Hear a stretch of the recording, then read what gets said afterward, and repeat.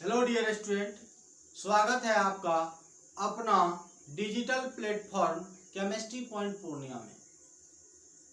चलिए आज की क्लास हम लोग स्टार्ट करेंगे पी ब्लॉक तत्व का, और पी ब्लॉक तत्व में फास्फोरस के बारे में चर्चा करेंगे।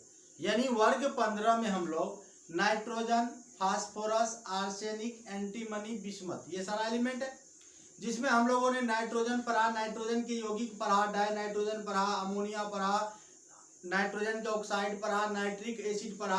जो लोग नहीं देखे हैं वो प्लेलिस्ट में जाएं और पी ब्लॉक एलिमेंट जहां लिखा हुआ उसमें लेक्चर 1 लेक्चर 2 करके दिया हुआ है। और आज का जो क्लास है वो हम लोग फास्फोरस के बारे में पढ़ेंगे।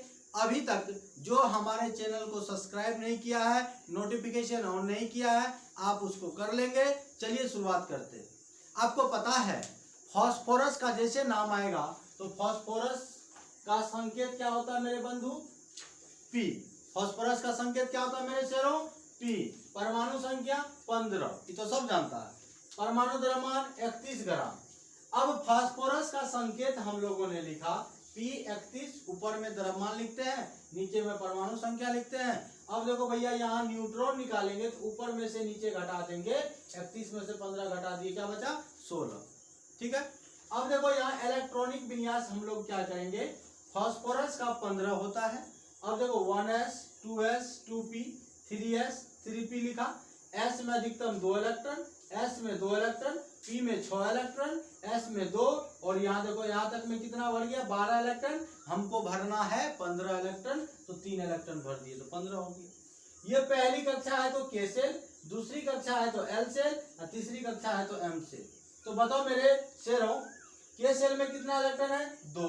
L सेल में 6 2 8, M सेल में 2 3 5। यानी ये जो बाहरी कक्षा में इसका कितना इलेक्ट्रॉन है? 5 इलेक्ट्रॉन है। कितना इलेक्ट्रॉन है? 5 इलेक्ट्रॉन। तो बाहरी कक्षा के इलेक्ट्रॉन को हम लोग नाम देते हैं संयोजी इलेक्ट्रॉन। तो संयोजी इलेक्ट्रॉन कितना? 5।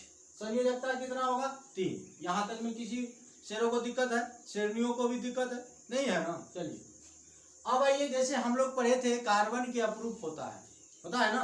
यानी दूसरा रूप इसका हीरा ग्रेफाइट पढ़े थे ना, उसी तरह यहाँ पर है अपरूप। किसका? तो फास्फोरस का अपरूप। अगर आपसे कोई पूछता है कि फास्फोरस के अपरूप के बारे में बताइए, तो आप कहना इसके 3 अपरूप होते हैं। कौन अपरूप होते हैं? क्या गो? 3 गो। कौन कौन? श्वेत यानी उजला फास्फोरस, दूसरा लाल फास्फोरस, काला फास्फोरस। यानी श्वेत को हम लोग बोलेंगे white phosphorus, red phosphorus and black phosphorus. यानी अगर कोई आज के बाद आपसे कोई पूछे फास्फोरस के कितने अपरूप होते हैं, आपको बताना है 3। कितने? 3। याद रहेगा ना? 3 सोच ले भैया। दूसरा रूप। अब हम लोग बारी बारी से श्वेत फास्फोरस, लाल फास्फोरस और काला फास्फोरस के बारे में पढ़ेंगे। तो देखिए यहाँ हेडिंग हमने लिखा क्या? श्वेत फास्फोरस। पहले समझ लीजिए आप लोग अच्छे से। व्हाइट फास्फोरस, इसके बारे में क्या कहा गया? देखिए यह फास्फोरस का अपरूप है। नो डॉट, इसमें कोई डॉट नहीं है। यह किसका अपरूप है मेरे दोस्तों? फास्फोरस का। अब यह पारभासी श्वेत मोमी ठोस होता है, यानी मोम के तरह यह पारभासी ठोस होता है। कौन? उजला फास्फोरस। यह विषैला होता है। कोई पूछेगा बताओ ऐसा कौन सा है कि जो विषैला होता है, तो आपका नाम व्हाइट फास्फोरस।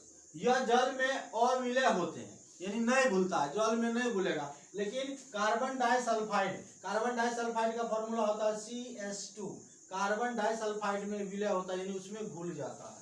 और कहता है यह अंधेरे में दीप्त होता है और यह कम अस्थायी होता है। किसके बारे में बोला जा रहा है शेरों? तो यह व्हाइट फास्फोरस के बारे में बोला जा रहा है। अब देखिए अगर श्वेत फास्फोरस यानी व्हाइट फास्फोरस के बारे में उसकी संरचना बोलेंगे तो इसका आणविक सूत्र हम लोग क्या बोलते हैं?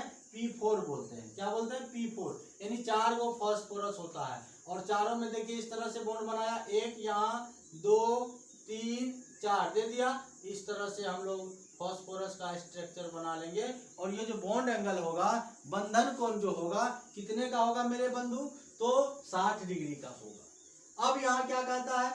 अक्रिय वातावरण में यानी इनर्ट एटमॉस्फेयर में यह उबलते हुए NaOH विलयन में घुलकर फॉस्फिन देता है, यानी PH3 देता है। कहने का मतलब जब श्वेत फास्फोरस लेंगे और यह उबलते हुए NaOH के विलयन के साथ अगर गर्म किया जाएगा तो यह pH3 देता है। pH3 का नाम है फॉस्फिन। क्या नाम है? फॉस्फिन। उसके साथ साथ दिया सोडियम हाइपोफॉस्फाइड। ठीक है।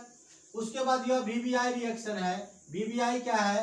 यह वायु में तेजी से आग पकड़कर P4O10 का उजला धुआं देता है, यानी उजला धूम देता है। यानी P4 का मतलब व्हाइट फास्फोरस, यह ऑक्सीजन के साथ जलने लगेगा और P4O10 देगा, जो किस कलर का होता है? तो उजला धुआं जैसे नहीं होता है, उजला धुआं देगा। कौन? P4O10 का उजला धुआं देगा। ठीक है। अब हम लोग दूसरा स्टार्ट करते हैं, लाल फास्फोरस। देखिए लाल फास्फोरस यहाँ लिखा हुआ रेड फास्फोरस। लाल फास्फोरस क्या होता है? यह भी फास्फोरस का एक अपरूप होता है।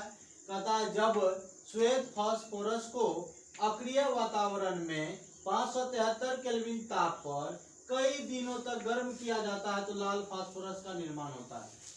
तो श्वेत फास्फोरस से लाल फास्फोरस हम लोग बनाते हैं। किससे? श्वेत फास्फोरस को लाल फास्फोरस में कन्वर्ट करते हैं, 573 केल्विन ताप पर कई दिनों तक गर्म करते हैं, तब यह बनता है। और इनका देखो प्रॉपर्टीज क्या है? यह लोहे जैसी धूसर चमक वाला होता है, यानी लोहा में जैसा चमक होता है उसी तरह का चमक होता है लाल फास्फोरस में भी। कहता है यह गंधहीन एवं विषैला होता है। बताओ, गंधहीन और विषैला कौन? लाल फास्फोरस होता है। और यह CH2 में अविलय है, यानी इससे पहले श्वेत फास्फोरस CH2 यानी कार्बन डाइसल्फाइड में विलय था, लेकिन यह क्या है? अविलय है। कहता है यह श्वेत फास्फोरस की तुलना में कम क्रियाशील होता है। श्वेत फास्फोरस लाल फास्फोरस से अधिक क्रियाशील होता है। ठीक है। अब देखिए यह अंधेरे में दीप्त नहीं होता है। दीप्त कहने का मतलब, और दीप्त नहीं होता है, कोई दीप्त होता है। जैसे हम लोग जुगनू का नाम सुने हैं ना, तो जुगनू में अंधेरा में क्या होता है? लाइट जलता है। इसका मतलब नहीं कि उसमें बल्ब सेट रहता, नहीं, उसमें फास्फोरस की मात्रा उपस्थित होती है जिसका ऑक्सीडेशन होता है और जिसके कारण वह चमकता है। अब चलिए इसका संरचना एक सीरीज में होता है। जैसे P4 का संरचना पता है ना, यहाँ से अगर कट कर दो तो ये P4 का संरचना है, P4 को ही जोड़ दिया हमने। देखो ये P4 का संरचना है। अब देखो काला फास्फोरस, तो काला फास्फोरस कैसे बनते हैं? श्वेत फास्फोरस से लाल बना और लाल से बनेगा काला। देखो कहता है जब लाल फास्फोरस को उच्च दाब पर गर्म किया जाता है तो वह काला फास्फोरस का निर्माण करता है। यानी श्वेत फास्फोरस से लाल बनाए और लाल को जब उच्च दाब पर अगर गर्म करेंगे तो काला बनेगा। और इसका दो प्रकार होता है, एक होता है अल्फा काला फास्फोरस और दूसरा होता है बीटा काला फास्फोरस। अच्छे से समझिएगा से हो, अल्फा काला फास्फोरस और बीटा काला फास्फोरस। अल्फा काला फास्फोरस के बारे में हम लोग जानने वाले हैं। अल्फा काला फास्फोरस यानी लाल फास्फोरस को बंद नलिका में 803 केल्विन ताप पर गर्म करने पर प्राप्त होता है। यानी अल्फा काला फास्फोरस कैसे प्राप्त होता है? तो लाल फास्फोरस को 803 केल्विन ताप पर गर्म कर देते हैं बंद नलिका में, तब हमारा क्या बनता है? अल्फा काला फास्फोरस बनता है। और कहता है इसका प्रॉपर्टीज है, इसे वायु में ऊर्ध्वपातित किया जाता है, यानी यह वायु में उड़ जाता है। वायु में क्या हो जाता है? उड़ जाता है। और कहता है इसका क्रिस्टल कैसा होता है? अपारदर्शी होता है और एक नताक्ष होते हैं। अपारदर्शी और एक नताक्ष होते हैं। कौन? अल्फा काला फास्फोरस। और कहता है यह वायु में ऑक्सीकृत नहीं होता, यानी अल्फा काला फास्फोरस जो है वायु में ऑक्सीकृत नहीं होता है। लिखते चले जाएंगे। अब ये कहता है बीटा काला फास्फोरस। बीटा काला फास्फोरस को हम लोग श्वेत फास्फोरस से बनाएंगे और इसको हमने लाल फास्फोरस से बनाया, याद रखना। अब कहता है श्वेत फास्फोरस को 473 केल्विन ताप पर गर्म करके बनाया जाता है, यानी 473 केल्विन ताप पर गर्म करेंगे तो बन जाएगा इसको 803 केल्विन पर। यह वायु में 673 केल्विन ताप तक नहीं जलता है। यानी आज का हम लोग वीडियो में देखे फास्फोरस क्या है, फास्फोरस के तीनों अपरूप के देखे और काला फास्फोरस का दो अपरूप, अल्फा काला फास्फोरस एंड बीटा काला फास्फोरस देखे है ना। अब देखिए क्या इसमें दो क्वेश्चन है, लाल फास्फोरस और काला फास्फोरस में अंतर आपको लिखना है। अल्फा ब्लैक फास्फोरस और बीटा ब्लैक फास्फोरस में अंतर लिखना है। अब नेक्स्ट वीडियो के लिए आप अगले प्लेलिस्ट में जाओगे और इसका अगला लेक्चर में आप नेक्स्ट वीडियो देखेंगे। तब तक के लिए हम लोग विदा लेते हैं, फिर मिलते हैं नेक्स्ट डे। जय हिंद।